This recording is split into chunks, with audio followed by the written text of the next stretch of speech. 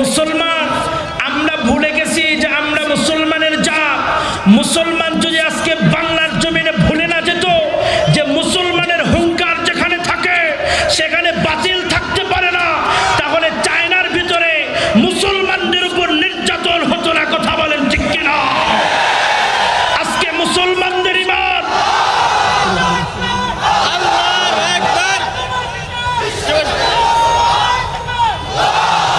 আজকে মুসলমানরা যদি জানতো যে মুসলমানরা হলো উমরের জাতি, মুসলমানরা যদি জানতো মুসলমানরা খালিদের জাতি, তাহলে এই বিশ্ব থেকে, এই বাংলা থেকে সমস্ত অপসংস্কৃতি মুছে যেত। কথা বলেন ঠিক কিনা? আজকে মুসলমানেরা চায়নার ভিতরে যখন চায়নার সরকার মুসলমানদের উপর হামলা করেছিল, তখন তাম পৃথিবীর মুসলমানেরা নীরব দর্শকের ভূমিকা পালন করেছিল। কোন মুসলমান কোনো কথা বলে নাই, কোন মুসলমান হুঙ্কার দেয় নাই। এই জন্য আল্লাহ এমন ভাইরাস ঢুকায় দিছে, শুধু চায়না নয়, তাম পৃথিবীর মানুষ এখন আতঙ্কে আছে। কথা বলেন ঠিক কিনা? এই জন্য এখান থেকে আমাদের শিক্ষা নিতে হবে, এখান থেকে আমাদের শিক্ষা নিতে হবে, ইমানের জজবা বাড়াতে হবে।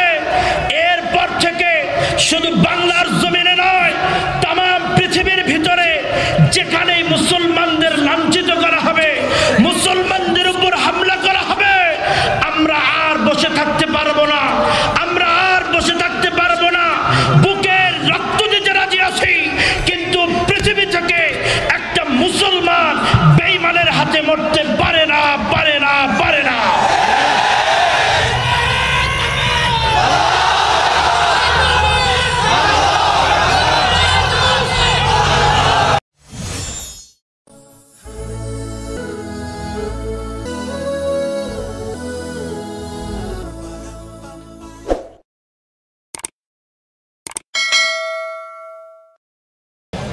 আলহামদুলিল্লাহ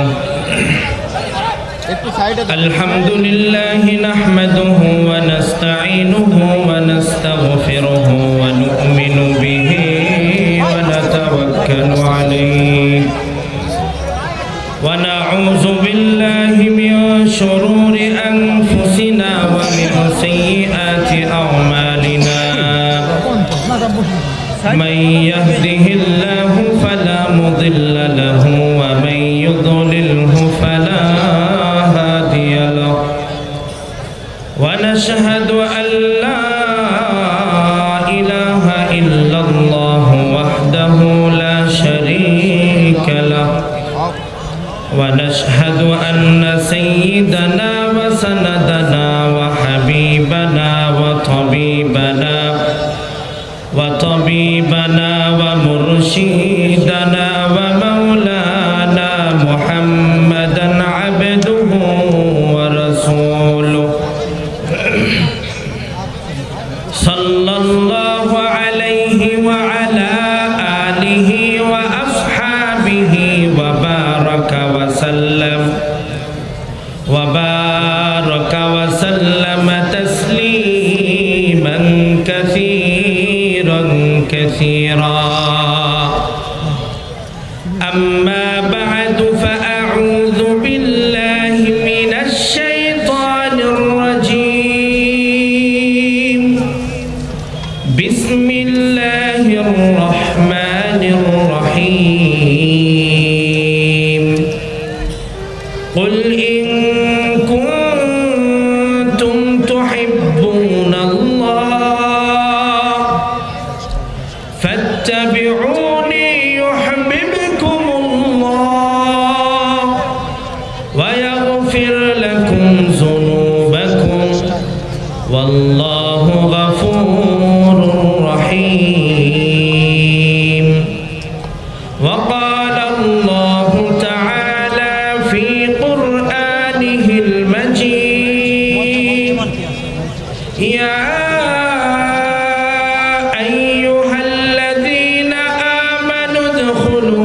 السلم كافة ولا تتبعوا خطوات الشيطان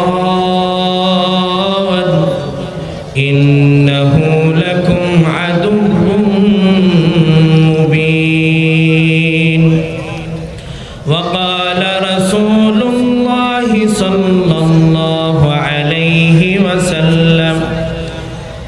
الإيمان بضع وسبعون شعبة فأفضلها قول لا إله إلا الله وأدناها إماطة الأذى عن الطريق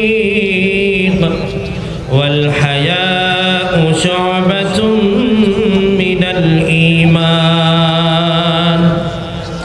صدق الله العظيم وصدق رسوله النبي الكريم ونحن على ذلك من الشاهدين والشاكرين والذاكرين والحمد لله رب العالمين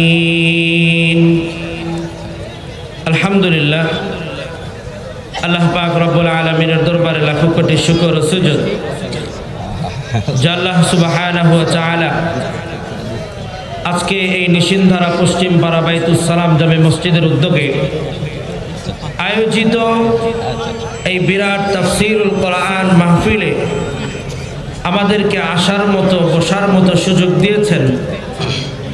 আমাদের মতো এই নগণ্য বান্দাকে আল্লাহ তাআলা কবুল করেছেন, এই জন্য মালিকের দেওয়া জবান দিয়ে মালিকের শুকরিয়া আদায় করি, বলি আলহামদুলিল্লাহ। আজকের এই তাফসীরুল কোরআন মাহফিলের সম্মানিত সভাপতি, প্রধান অতিথি, বিশেষ অতিথিবৃন্দ, আল্লাহ পাকের আশিকিন, জাকিরিন, মুহিব্বিন, মুরব্বিয়ান আযম, কলিজার টুকরা যুবক ও স্নেহের ছোট ভাইরা, পর্দার আড়ালে শ্রবণরতা শ্রদ্ধিয়া সম্মানিতা মা ও বোনেরা, আমরা আল্লাহর কাছে আরো একবার শুকরিয়া জ্ঞাপন করব যে আল্লাহ সুবহানাহু ওয়া তাআলা আমাদেরকে উলামায়ে কেরামের নেতৃত্বে কোরআন ও হাদিসের আলোকে এই মহান তাফসীরুল কোরআন মাহফিলে আসার সুযোগ দিয়েছেন। এই জন্য অন্তর খুলে বলি আলহামদুলিল্লাহ। আওয়াজ কিন্তু এখনো আসে নাই।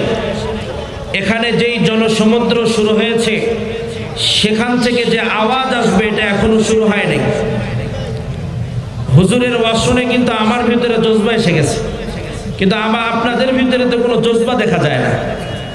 আপনাদের ভিতরে জজবা আছে? জজবা দেখানো যাবে? নারায়ে তাকবীর, নারায়ে তাকবীর, মাশাআল্লাহ। কোনো আওয়াজ হবে না, সাইলেন্ট মোডে থাকতে হবে, কোনো আওয়াজ হবে না। যেখানে কোরআনের আলোচনা হয় সেখানে দুনিয়ার কোনো আলোচনা চলা যাবে। আমি সংক্ষিপ্ত আকারে আমার বয়ানের পূর্বে আমি আপনাদেরকে ভূমিকা দিব।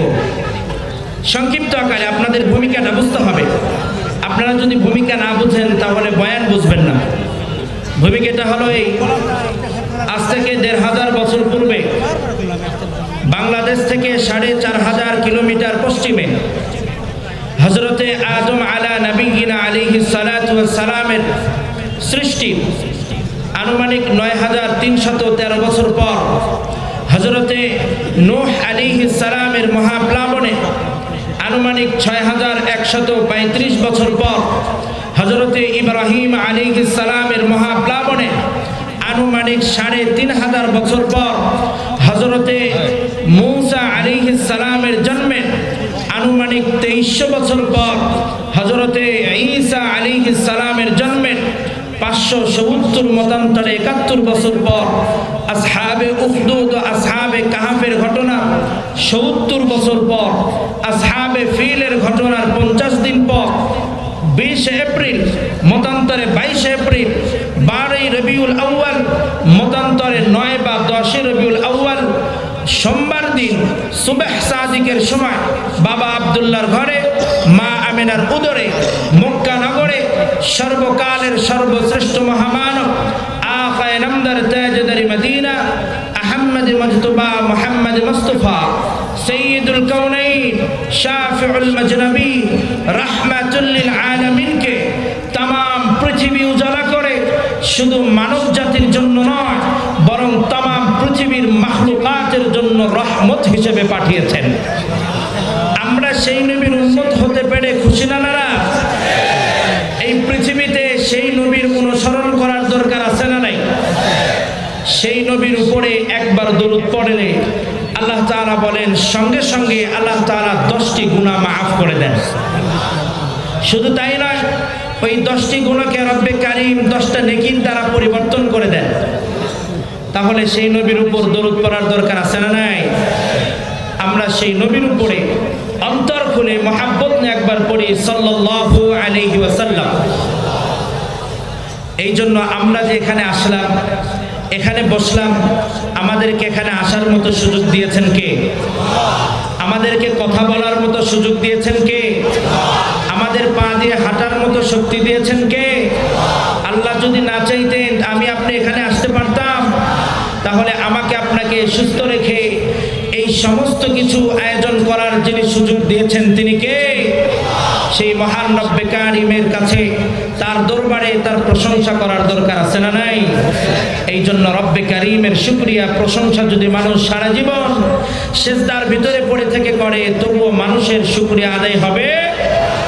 এই জন্য আল্লাহ বলছেন কুল্লাউ কানাল বাহরু মিদাদাল লিকালিমাতি রাব্বি লানাফিদাল বাহরু ক্বাবলা আন তানফাদা কালিমাতু রাব্বি ওয়ালাউ জিনা বিমিসলিহি মাদাদা। আল্লাহু আকবার। আল্লাহ বলছেন নবী, হ্যাঁ, দুনিয়াতে যত সাগর রয়েছে, যত মহাসাগর রয়েছে, সমস্ত সাগরের পানিগুলো, সমস্ত মহাসাগরের পানিগুলোকে যদি কালি বানানো হয় আর ওই কালি দ্বারা যদি আল্লাহ রব্বে কারীমের গুণগান লেখা শুরু করা হয়, দুনিয়ার সকল সাগর মহাসাগরের পানিগুলো শেষ হয়ে যাবে, সকল পানিগুলো খতম হয়ে যাবে। ওই সাগরের জায়গায় যদি আরো এতগুলি সাগর দুনিয়াতে আনা হয়, ওই সাগরগুলো মহাসাগরগুলোর পানি শেষ হয়ে যাবে, তবু আল্লাহ রাব্বুল আলামিনের প্রশংসা লেখা শেষ হবে না। সুবহানাল্লাহ জোরে হবে না আস্তে হবে? এই জন্য শুকরিয়া আদায় করতে হবে কার? মানুষ যখন শুকরিয়া আদায় করে নিয়ামত বাড়ায় দেয় কে? এই জন্য আল্লাহর শুকরিয়া আদায় করতে হবে। আল্লাহ কোরআনে বলেন লা ইন শাকারতুম লা আযীদান্নাকুম ওয়া লা ইন কাফারতুম ইন্না আযাবি লাশাদীদ। বান্দাকে আমি কত সুন্দর সুন্দর নিয়ামত দিয়েছি। আল্লাহ তাআলা আমাকে আপনাকে এত দামি নিয়ামত দিয়েছেন, আমি আপনি আল্লাহর নিয়ামত সম্পর্কে জানি না, এই জন্য আল্লাহর শুকরিয়া আদায় করতে পারি না, ঠিক কি না? এই জন্য সর্বপ্রথম নিয়ামত সম্পর্কে জানতে হবে। আমার রব আমাকে কি এমন নিয়ামত দিলেন, আমার রব কি সুন্দর নিয়ামত দিয়েছেন। নিজের দিকে একটু তাকান। আল্লাহ তাআলা আমাকে আপনাকে চোখ দিয়েছেন কয়টি? এই কথা বলেন, চোখ দিয়েছেন কয়টি? দুনিয়ার কোন মানুষ যদি আপনাকে বলে 5 কোটি টাকা দেব 2টা চোখ দিয়ে দাও, আপনি দিবেন? আপনাকে আল্লাহ তাআলা কিডনি দিয়েছেন কয়টি? যদি কোনো মানুষ বলে 10 কোটি টাকা দেব 2টা কিডনি দিয়ে দে, আপনি কি দিবেন? তাহলে বোঝা গেল আল্লাহ তাআলা আমাদের দেহের ভিতরে এত দামি দামি নিয়ামত দিয়েছেন, যে নিয়ামতের দাম দুনিয়ার চাইতেও বেশি। কথা কান ঠিক কিনা? এই জন্য শুকরিয়া আদায় করতে হবে কার? এই জন্য সর্বদা আমরা আল্লাহর শুকরিয়া আদায় করব, আল্লাহর গুণগান গাবো। আমি আপনি যখন আল্লাহর গুণগান গাইব, তখন এই পৃথিবীতে আমাকে আপনাকে শান্তি দান করবেন কে? আপনারা সকলে জান্নাতে যেতে চান? চাই। কে কে জান্নাতে যেতে চান না হাত তোলেন? যারা তুলছে বুঝে তুলছে না না বুঝে তুলছে? আমরা সকলেই জান্নাতে যেতে চাই ইনশাআল্লাহ। কারা কারা জান্নাতে চাই এবার হাত তোলেন। নারে তাকবীর, নারে তাকবীর, মাশাআল্লাহ। হাত তোলা। জান্নাতে যদি আমরা যেতে চাই 2টা কাজ করতে হবে। কয়টা? এই সবাই বলেন কয়টা কাজ? 1 নম্বরের কাজ হলো ঈমান আনতে হবে। 1 নম্বরের কাজ কি? বলেন ঈমান ছাড়া জান্নাতে যাওয়া যাবে? ঈমান ছাড়া কি জান্নাতে যাওয়া সম্ভব? 1 নম্বরে কি করতে হবে? সবাই বলেন 1 নম্বরে কি করতে হবে? ঈমান আনতে হবে। 2 নম্বরে হলো নেক আমল করতে হবে। কি করতে হবে? তাহলে জান্নাতে যেতে হলে কয়টি কাজ করা দরকার? 1 নাম্বার, কথা বলেন না কেন? 1 নাম্বার, 2 নাম্বার। এখন আপনারা বলেন ঈমান আগে না আমল আগে? কথা বলেন। আমল ছাড়াও জান্নাতে যাওয়া যায়, কিন্তু ঈমান ছাড়া জান্নাতে যাওয়া চিন্তাই করা যায় না, ঠিক কি না? আমল ছাড়া জান্নাতে যাওয়া যায়। বয়ান আগে শুনুন, বুঝুন, এরপরে মন্তব্য করুন। আমল ছাড়াও জান্নাতে যাওয়া যায়, কিন্তু ঈমান ছাড়া জান্নাতে যাওয়া সম্ভব নয়। একজন বিধর্মী সকাল 10টায় মারা গেল, সকাল 10টায় ঈমান আনলো, 11টায় মারা গেল, এক ওয়াক্ত নামাজেরও সময় পেল না। বলেন এই ব্যক্তি জান্নাতি না জাহান্নামী? জান্নাতি। কিসের ভিত্তিতে? ঈমানের ভিত্তিতে। আরেকজন ব্যক্তি সকাল 10টায় ঈমান এনেছে, দুপুর 3টায় মারা গিয়েছে, এক ওয়াক্ত নামাজের হিসাব দিতে হবে, আসরের নামাজ। কেমন? কোন নামাজের হিসাব দিতে হবে? তাহলে আমরা বুঝলাম যে আমল ছাড়াও জান্নাতে যাওয়া যায়, কিন্তু ঈমান ছাড়া জান্নাতে যাওয়া। উহুদের যুদ্ধ চলাকালীন সময় উহুদের মাঠ মদিনা থেকে অল্প কিছু দূরে, মদিনার ভিতর থেকে সমস্ত সাহাবীরা উহুদের ময়দানে চলে গিয়েছেন। মদিনার ভিতরে কোনো সাহাবী নাই। একজন যুবক তখনও পর্যন্ত ঈমান আনে নাই। যখন তার বাড়ির পুরুষেরা উহুদের ময়দানে যায়, যুবকটি তখন বাড়িতে ছিল না। কিছুক্ষণ পরে বাড়িতে এসে দেখে যুবক বলতে ঘরে কেউ নাই। উঠোনে দাঁড়িয়ে যুবকটি তার বাড়ির ভিতরে, পরিবারের ভিতরে যত যুবক সদস্য ছিল ডাকা শুরু করে দিল। যুবকটি ডাকতে, আমার চাচাতো ভাই কই? জবাব আসলো উহুদে। যুবকটি বলে, আমার জেঠাতো ভাই কই? জবাব আসে উহুদে। যুবক বলে, আমার ছোট ভাইটি কই? জবাব আসে উহুদে।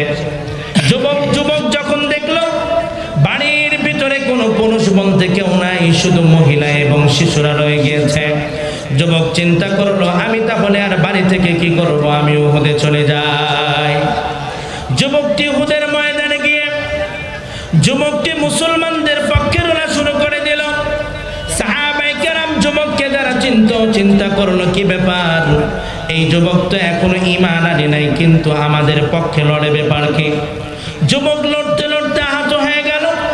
যুবক লড়তে লড়তে মুমূর্ষ অবস্থায় পৌঁছে গেল। সাহাবায়ে কেরাম তাকে ধরাধরি করে বাড়ির ভিতরে নিয়ে আসলো। বাড়ির ভিতরে আনার পরে মুমূর্ষ অবস্থায়, মনে হয় কিছুক্ষণ পরেই মারা যাবে, এমন অবস্থায় একজন সাহাবী ওই মুমূর্ষ ব্যক্তির পাশে বসে থাকা তার এক বোনকে জিজ্ঞাসা করলো। এই মনে করে জিজ্ঞাসা করেছে, ব্যক্তি হয়তো কিছুক্ষণ পূর্বেই মারা যাবে, তাকে কোনো কিছু জিজ্ঞাসা করলে জবাব দিতে পারবে। এই মনে করে তার বোনকে জিজ্ঞাসা করলো, বলে, আল্লাহর বান্দি, তোমার ভাই যে উহুদের ময়দানে গেছে আল্লাহ রাসূলের পক্ষে লড়ার জন্য না আল্লাহ রাসূলের বিপক্ষে লড়ার জন্য? ওই যুবকের বোনটি উত্তর দিবে। এমন সময় যুবকের বোন উত্তর দেওয়ার আগে ওই মুমূর্ষ ব্যক্তি জবান খুলে কথা বলেন, নবীর সাহাবীরা, আমি উহুদের ময়দানে গিয়েছিলাম আল্লাহ এবং রাসূলের পক্ষে লড়ার জন্য। কিছুক্ষণ পরে ব্যক্তিটি মারা গেল। আল্লাহ রাসূলের কানের ভিতরে খবর দেওয়া হলো, আল্লাহ রাসূল এই দুনিয়াতে অসংখ্য সাহাবীকে জান্নাতের সার্টিফিকেট দিয়েছিলেন। 10 জন সাহাবী প্রসিদ্ধ, কিন্তু এছাড়াও আল্লাহ রাসূল আরো অনেক সাহাবীকে জান্নাতের সার্টিফিকেট দিয়েছিলেন। তার মধ্যে একটা সাহাবী এই সাহাবী। সুবহানাল্লাহ বলে। তাহলে আমরা কি বুঝলাম? আমরা বুঝলাম যে আমল ছাড়াও জান্নাতে যাওয়া যায়, যদি আমল করার সুযোগ না পাওয়া যায়। কথা বলেন ঠিক কি না? এই জন্য ঈমান আগে না আমল আগে? কথা বলেন, ঈমান আগে না আমল আগে? এই জন্য ঈমান, জাল ধরার, মাছ ধরার একটি যন্ত্রের নাম হলো জাল। আপনারা চিনেন? কথা বলেন, চিনেন? এই জালটি যদি মাঝে মাঝে ছেঁড়া থাকে, মোটামুটি ঠিক আছে, মাঝে মাঝে ছেঁড়া, মাছ বাঁধবে কি বাঁধবে না? বাঁচবে। কিছু হলেও তো বাঁচবে, ঠিক কিনা? একদমই যে বাঁচবে না এরকম তো না, কিছু হলেও বাঁচবে। কিন্তু মাছ ধরে যাতে রাখা হয় তার নাম কি? এই খোলয়ের যদি তলা না থাকে তাহলে মাছ থাকবে? আপনি দুনিয়াতে যত আমলি করেন না কেন, দুনিয়াতে যত ইবাদতি করেন মাধ্যমে যদি ঈমান না থাকে ওই ইবাদত আপনাকে জান্নাতে নিতে পারবে না। কথা বলেন ঠিক কি না? ঈমান কাকে বলে? আল্লাহর নবী বলেন আল ঈমানু বিদ'উ ওয়া সাবউনা শু'বা فأفضلها قول لا إله إلا الله وأدناها إماتة الأذى عن الطريق والحياء شعبة من الإيمان আল্লাহর রাসূল বলেছেন ঈমানের ৭০টিরও বেশি শাখা রয়েছে। ঈমানের ৭০টিরও বেশি শাখা। এর মধ্যে ১ নাম্বার শাখা হলো লা ইলাহা ইল্লাল্লাহ বলতে হবে, মুখে বলতে হবে, অন্তরে বিশ্বাস করতে হবে এবং সেটা কাজে করবে প্রমাণ করতে হবে। কার কথা? যারা বলেন কার কথা? এই জন্য আপনি মুখে বলেন লা ইলাহা ইল্লাল্লাহ, আপনি মুখে বলেন আমার রবের আল্লাহ, আল্লাহ ছাড়া আমার দ্বিতীয় কোনো রব নাই, আল্লাহ ছাড়া আমার কোনো মাবুদ নাই, আল্লাহ ছাড়া কোনো রিজিক দাতা নাই, আল্লাহ ছাড়া কোনো মাবুদ নাই, আল্লাহ ছাড়া কোনো রিজিক দাতা নাই, আল্লাহ ছাড়া সন্তান দাতা নাই, আল্লাহ ছাড়া দোয়া কবুল করনেওয়ালা নাই। কিন্তু যখন আবার সন্তান হওয়ার সময় হয় তখন মাজারের মধ্যে গিয়ে গোড়াগড়ি খায়, এরকম আছে না নাই? তাহলে যে ব্যক্তি মুখে বলে লা ইলাহা ইল্লাল্লাহ কিন্তু মাজারে গিয়ে বাবার কাছে সন্তান চাই, ঈমানের ভেজাল আছে না নাই? এক কথা বলেন আছে না নাই? এই জন্য ভেজাল মুক্ত ঈমানের দরকার আছে না নাই? ভেজাল মুক্ত ঈমান নিয়ে যারা আল্লাহর কোরআন পড়বে, আল্লাহর কোরআন মানবে, আল্লাহ বলেন আমি তাদেরকে দলে দলে জান্নাতের ভিতরে ঢুকায় দেব। সুবহানাল্লাহ বলেন। আল্লাহ বলছেন ওয়াসিকাল্লাযীনা তাকাউ রাব্বাহুম ইলাল জান্নাতি যুমারা। দুনিয়াতে যারা কোরআন মানবে, দুনিয়াতে যারা আল্লাহর হুকুম মানবে, দুনিয়াতে যারা নবীর পথকে অবলম্বন করবে, দুনিয়াতে যারা সৎ পথ অবলম্বন করবে, গোমরাই হবে না। আল্লাহ তাআলা কিয়ামতের ময়দানে কঠিন মুসিবতের দিনে ওই সমস্ত মানুষকে দলে দলে আল্লাহ তাআলা জান্নাতে ঢুকিয়ে দিবে। সুবহানাল্লাহ। আসতে না জোরে আওয়াজ হয় না, আওয়াজ হয় না, খুব কাহিল অবস্থা। আপনাদের কি মন খারাপ? জজবা আছে? বোঝা যায় না। আওয়াজ হবে। মুসলমান হলো সিংহের জাতি। কথা বলেন ঠিক কিনা? মুসলমান হযরত উমরের জাত। মুসলমানের আওয়াজ যেখানে থাকবে দুনিয়াতে সেখানে বাতিল থাকতে পারে না। কথা বলেন ঠিক কিনা? ছোটবেলায় একটি গল্প পড়েছিলাম। এক কাঠুরে জঙ্গলে কাঠ কাটতে গিয়ে বাঘের বাচ্চা ধরে নিয়ে আসছে। কিসের বাচ্চা? বাঘের বাচ্চা ধরে নিয়ে এসে ছাগলের সাথে পালা শুরু করছে। ছাগলের বাচ্চাও ছাগলের দুধ খায়, বাঘের বাচ্চাও কার দুধ খায়? তো ছাগলের সাথে চলতে চলতে বাঘের আচরণ ছাগলের মতো হয়ে গেছে। বুঝেন নাই? তো বাঘ যখন বড় হয়ে গেছে তো ছাগলের সাথে ঘাস খাইতে ওই বনের ভিতরে গেছে যেখান থেকে তাকে কাঠুরে ধরে নিয়ে এসেছিল। তো বাঘ যখন ঘাস খাচ্ছে বনের ভিতর থেকে তাকে দেখে তার কিছু ভাই ব্রাদার বের হয়ে আসছে। এসে বলতেছে কিরে তুই এখানে কেন? বলতেছে কেন? বলে তুই তো বাঘ। বলে না আমি তো ছাগল। বলে না আরে তুই বাঘ। বলে না আমি বাঘ না, আমি ছাগল। বলতেছে বেটা তুই বাঘ, এইটা যদি তোর বিশ্বাস না হয় একটু হুঙ্কার মেরে দেখ। তোর হুঙ্কার যেটা, তোর আসল যে হুঙ্কার, এই হুঙ্কারটা একবার ছেড়ে দেখ। ছাগল তো পালাবে, বাচ্চা ছুঁয়ে পালাবে। তো বাঘ বলতেছে দেখি একটু ট্রাই করে দেখি কি হয়। তো বাঘ যখন হুঙ্কার মারছে, ছাগল তো পালাইছে, ছাগলের বাচ্চা ছুঁয়ে পালাইছে। তো আমাদের মুসলমানের অবস্থা হয়েছে এরকম। আমরা মুসলমানেরা নামধারী মুসলমান, কিন্তু আমরা বিধর্মীদের সাথে থেকে থেকে বিধর্মীদের সংস্কৃতিকে মেনে মেনে আমাদের ঈমান বিধর্মী মার্কা হয়ে গেছে। কথা কোন ঠিক কিনা? এই জন্য মুসলমান আমরা ভুলে গেছি যে আমরা মুসলমানের জাত। মুসলমান যদি আজকে বাংলার জমিনে ভুলে না যেত যে মুসলমানের হুঙ্কার যেখানে থাকে সেখানে বাতিল থাকতে পারে না, তাহলে চায়নার ভিতরে মুসলমানদের উপর নির্যাতন হতো না। কথা বলেন ঠিক কিনা? আজকে মুসলমানদের ঈমান,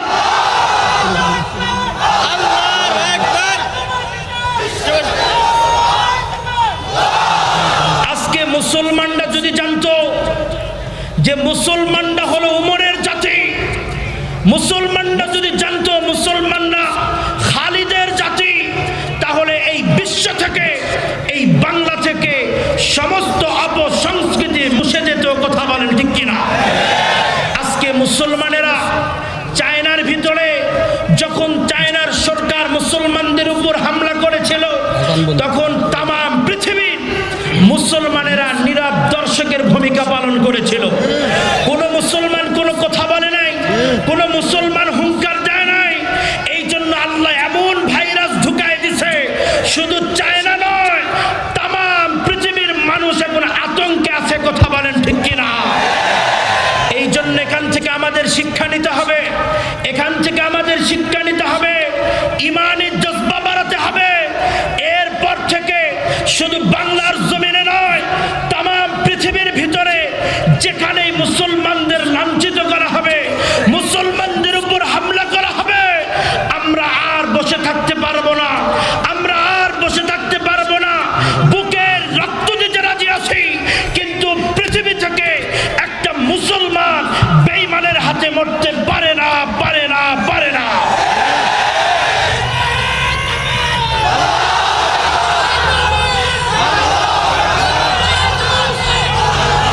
মুসলমান ভাইয়েরা, এই জন্য আমাদের ঈমান বাড়াতে হবে। আমরা জান্নাতে যেতে হলে কয় কাজ করতে হবে? এই কথা বলেন, কয় কাজ? এক নাম্বার,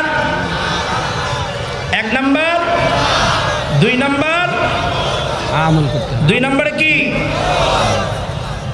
আমল ছাড়াও জান্নাতে যাওয়া যায়, ঈমান ছাড়া জান্নাতে যাওয়া যাবে না। ঈমান ছাড়া জান্নাতে যাওয়ার প্রশ্নই ওঠে না। কারণ কিয়ামতের ময়দানে আল্লাহ রাসূল তাদেরকেই বেছে নিবে যাদের ভিতরে ঈমান আছে। কথা কান ঠিক কিনা? আল্লাহ রাসূল আমাদের কে হন? বলেন, আল্লাহ রাসূল আমাদের কে হয়? খারাপ নেতা না ভালো নেতা? কেমন ভালো? কম না বেশি? এই নেতার মতো নেতা দুনিয়াতে আছে? কোনোদিন ছিল? ভবিষ্যতে আসবে? এমন নেতা আমরা আর কোনোদিন পাবো না, ঠিক কি না? আল্লাহ তাআলা আমাদের কেমন একজন নেতা দিয়েছিলেন, যেই নেতা দুনিয়াতে কার জন্য কাঁদতেন? বলেন, এই নেতার পিছনে যারা ঘুরতো, এই নেতার যারা শাগরিদ ছিল, এই দুনিয়াতে আমাদের নেতার শাগরিদ হলো আমরা, ঠিক কি না? এই নেতার উপরে যারা ঈমান এনেছিল, যারা বিশ্বাস করেছিল, আল্লাহ রাসূল তাদের জন্য দুনিয়ার ভিতরে কাঁদতেন, কবরের ভিতরেও কাঁদছেন। কিয়ামতের ময়দানে যখন কিয়ামতের ময়দানটা চালু হয়ে যাবে, আল্লাহ রাসূল কিয়ামতের ময়দানের ভিতরে কাঁদতে থাকবেন। দুনিয়ার সকল উম্মতেরা পেরেশান হয়ে যাবে। দুনিয়ার সমস্ত মুসলমানেরা ইয়া নাফসি ইয়া নাফসি বলতে থাকবে, কি হবে, কি হবে, কোনো উপায় খুঁজে না পেয়ে দুনিয়ার সকল উম্মতেরা হযরতে আদম নবীর কাছে যাবে। আদম নবীকে বলবে, পিতা, আপনি আমাদের পিতা, আমাদের জন্য কিছু একটা করেন। আদম নবী বলে, সাহস না, ইব্রাহিমের কাছে যাও। ইব্রাহিমের কাছে যে বলা হবে, পিতা, আপনি আমাদের পিতা, আমাদের জন্য সুপারিশ করেন। ইব্রাহিম নবী বলবে, সাহস না, ঈসার কাছে যাও, মুসার কাছে যাও।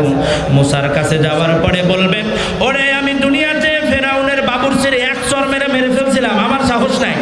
মুসা নবীর রাগ কম ছিল না বেশি ছিল? মুসা নবী যখন ডেকে যেতেন, মুসা নবীর চুলগুলো পাগড়ি ভেদ করে খাড়া হয়ে যেত। সুবহানাল্লাহ বলে, এত রাগ ছিল আল্লাহ রাসূলের। সুবহানাল্লাহ। এই জন্য সর্বশেষ সব নবীর কাছে ঘোরা শেষ, কোন নবী সাহস পায় না। এক পর্যায়ে সমস্ত কিয়ামতের মাঠ যখন ঘোরা শেষ হয়ে যাবে, হঠাৎ করে উম্মতের কানে ভেসে আসবে, কোথায় থেকে জানি আওয়াজ আসে, ইয়া হাবলি উম্মতি, আল্লাহু আকবার। সমস্ত কিয়ামতের ময়দানের মানুষেরা দৌড়াইতে থাকবে, কোথায় থেকে আওয়াজ আসে, দৌড়াইতে দৌড়াইতে কর্নারের ভিতরে যেয়ে দেখবে দুনিয়ার আর কোনো মানুষ নয়, এই দুনিয়াতে সর্বশেষ যেই নবীকে পাঠানো হয়েছিল, সাইয়্যিদুল কাউনাইন শাফিউল মাজনাবিন রাহমাতুল লিল আলামিন, সেজদার ভিতরে পড়ে পড়ে আমার আপনার জন্য কান্দে। সুবহানাল্লাহ। আল্লাহ তাআলা বন্ধুকে ডাক দেয়া বলে, বন্ধু, সেজদা থেকে মাথা ওঠান, আপনার কান্না আমি সহ্য করতে পারি না রে বন্ধু। আল্লাহর নবী ডাক দেয়া বলে, রব্বি কারীম, দুনিয়ার ভিতরে যেই উম্মতের জন্য কান্না করেছি, দুনিয়ার ভিতরে যেই উম্মতের জন্য পেরেশান, দুনিয়াতে উহুদ পাহাড়কে স্মরণ করে দিতে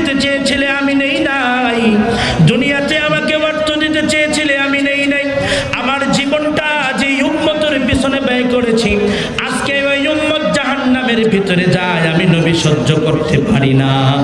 যতক্ষণ পর্যন্ত আমার উম্মতদের ফয়সালা না হবে ততক্ষণ পর্যন্ত আমি নবী জান্নাতের ভিতরে পা রাখবো না।